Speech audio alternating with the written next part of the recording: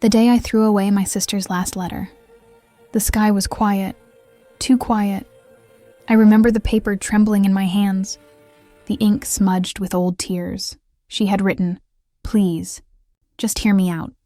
But I couldn't. Not then.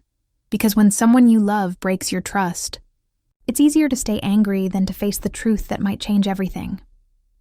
Before continue, please subscribe our channel and like our video. My sister, Emily. And I grew up sharing everything, from our mother's small mirror to our secret dreams. We were only 2 years apart, and people often mistook us for twins. I was the quieter one, cautious, thoughtful, always second-guessing. Emily was light itself, loud laughter, bold words, and that effortless charm that made everyone love her. Our parents weren't rich, but they worked hard. Dad ran a little hardware store in town. Mom taught sewing lessons from our living room. We learned early that nothing came easy, and that family was the only wealth that truly mattered. Or so I believed. When our father died suddenly, it felt like the world cracked in half. Mom was too heartbroken to manage the store, so Emily took charge.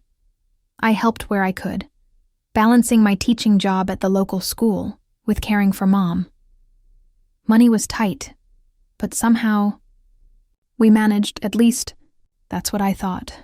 Emily started making bigger decisions on her own. She handled the accounts, met with suppliers, even rented out part of the store's space. She said it was just business. And I trusted her. She was my sister, my other half.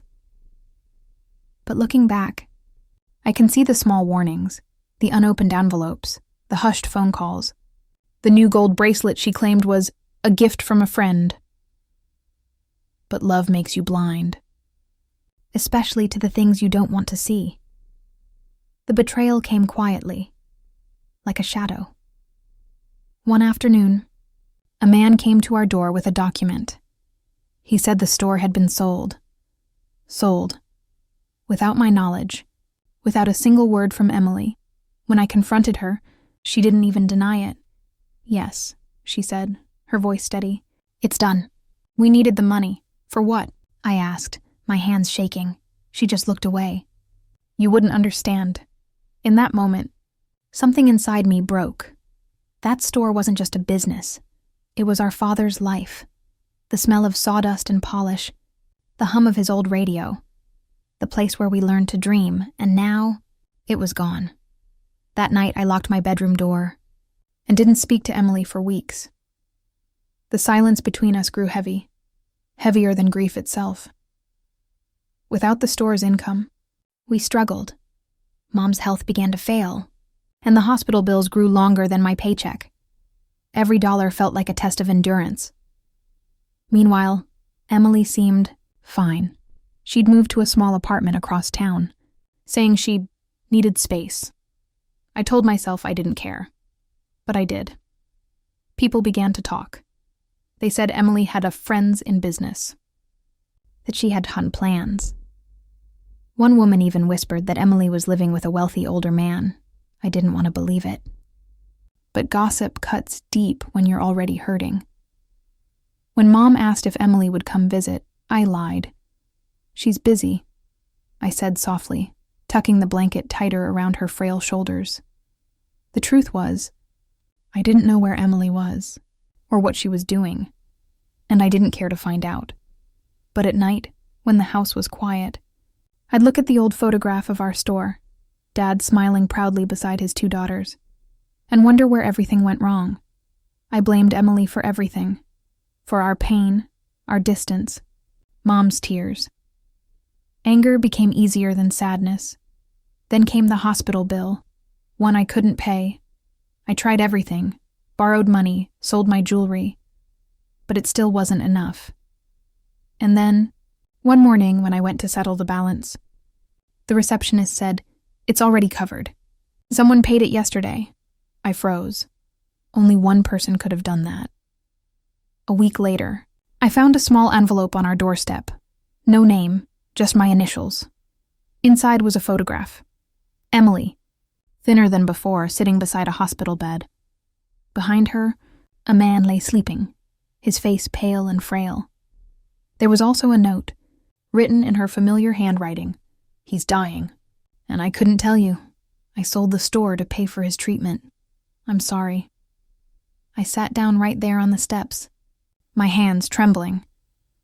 The man in the picture. I recognized him. He was the one people had whispered about. But he wasn't her secret lover. He was her husband. She'd kept the marriage hidden because his wealthy family would never accept her. She'd kept it quiet to protect us. And when he fell sick with cancer, she sold everything she had, even our father's store hunt to save him. She didn't ask for help, because she knew I'd refuse. And she was right. That realization hit me like a wave. My anger, my pride, my judgment. It all suddenly felt so small. I wanted to call her, to ask why she hadn't trusted me. But I already knew. She had been protecting me. In her own way. Instead of rushing to her, I went to the store's new owner, an older man who respected my father's memory. I told him the truth. Not to take the place back, but to ask one small favor, to hang my father's photograph on the wall again.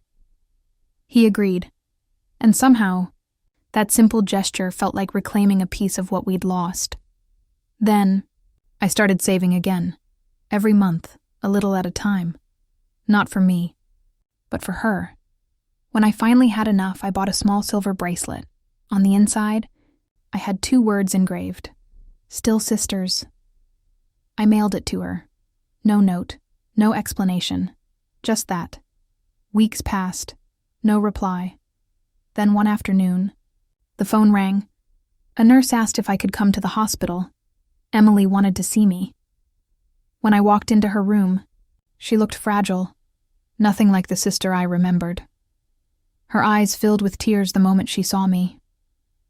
"I didn't think you'd come," she whispered. I took her hand. And for a long time, we just sat there. No apologies, no blame, no words, just silence. But in that silence, there was peace. She told me she'd tried everything to save her husband, but it was too late. The money ran out. The treatment stopped. All she had left was regret, for losing both him and me.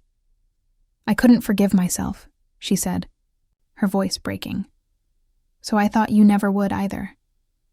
I squeezed her hand gently. "I didn't understand then," I said softly.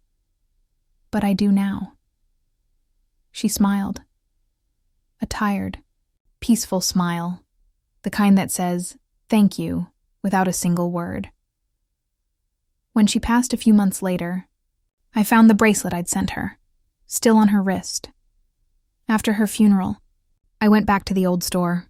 My father's photograph still hung on the wall, just as I'd asked. Beside it, I placed another Emily's smiling in the sunlight. For the first time in years, the air inside that store felt lighter. I've learned that forgiveness isn't about forgetting what someone did. It's about seeing the whole story, the parts you never knew, the pain behind their choices. Sometimes love hides behind mistakes, and sometimes it takes losing everything to finally see it.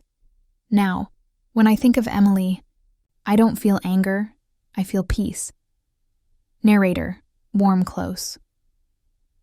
If this story touched your heart, please don't forget to like, share, and leave your thoughts in the comments, because sometimes your story might help someone else heal too.